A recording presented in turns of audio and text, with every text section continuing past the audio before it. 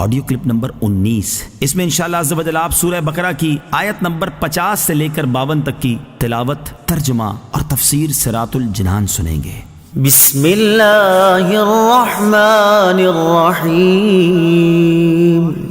ترجمہ: اللہ کے نام سے شروع جو نہایت مہربان رحمت والا ہے۔ وَإِذْ فَرَقْنَا بِكُمُ الْبَحْرَ فَأَنْجَيْنَاكُمْ وَأَغْرَقْنَا آلَ فِرْعَوْنَ وَأَنْتُمْ تَنظُرُونَ۔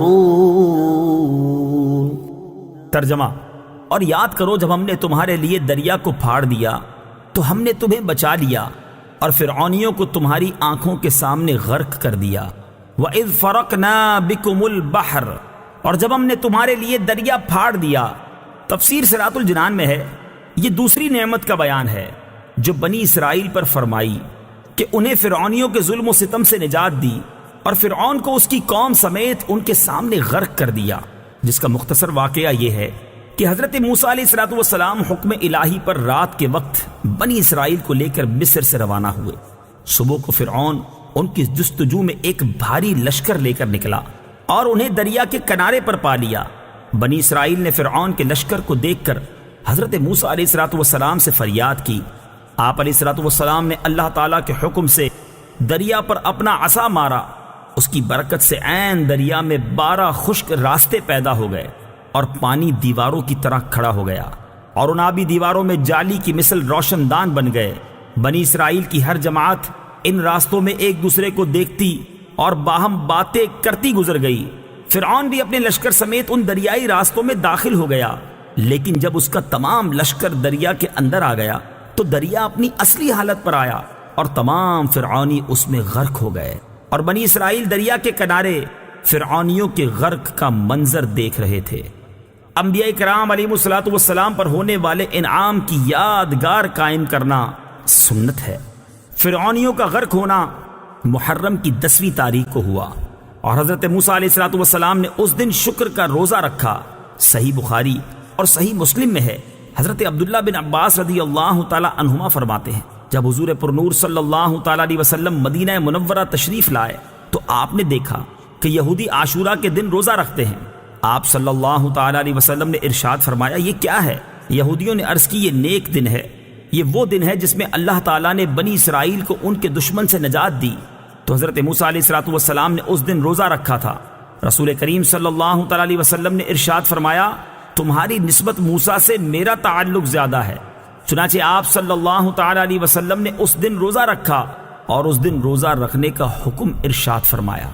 البتہ صرف 10 محرم کا روزہ نہ رکھا جائے بلکہ اس کے ساتھ آگے یا پیچھے ایک روزہ ملایا جائے، جیسا کہ حضرت عبداللہ بن عباس رضی اللہ تعالی عنہما سے مروی ہے۔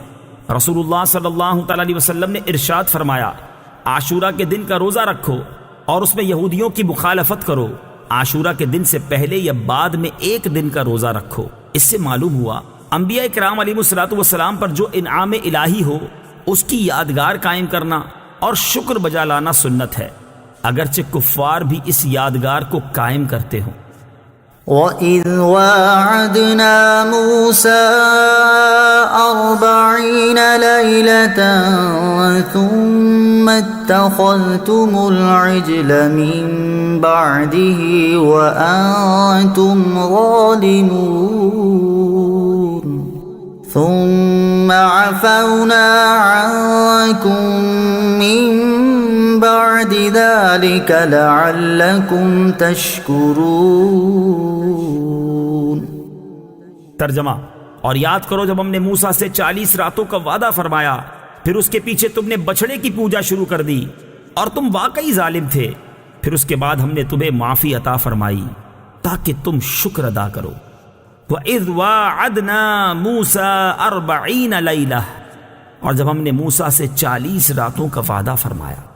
اس آیت اور اس کے بعد والی آیت میں بنی اسرائیل پر کی گئی جو نعمت بیان ہوئی اس کا خلاصہ یہ ہے کہ فرعون اور فرعونیوں کی ہلاکت کے بعد جب حضرت موسیٰ علیہ السلام بنی اسرائیل کو لے کر مصر کی طرف لوٹے تو ان کی درخواست پر اللہ تعالیٰ نے تورات عطا فرمانے کا وعدہ فرمایا اور اس کے لیے 30 دن اور پھر 10 دن کا اضافہ کر کے 40 دن کی مدت مقرر ہوئی، جیسا کہ سورہ اعراف آیت نمبر 142 میں ہے۔